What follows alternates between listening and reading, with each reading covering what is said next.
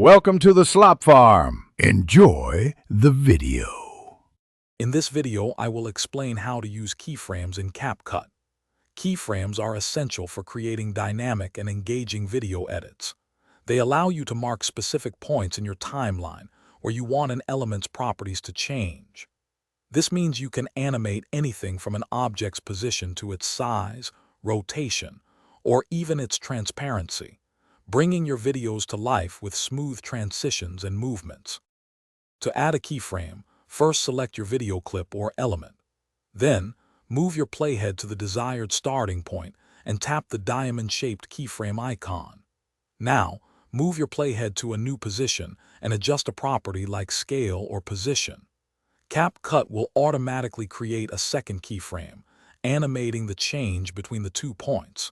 You can easily drag these keyframes to fine-tune your animation speed.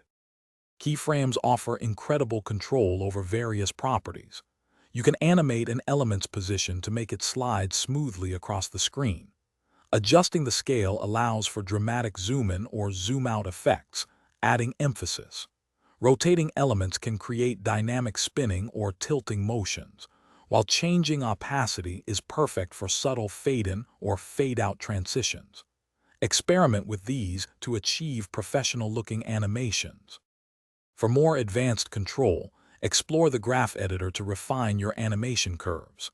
This allows you to smooth out movements, making them feel more natural and less robotic.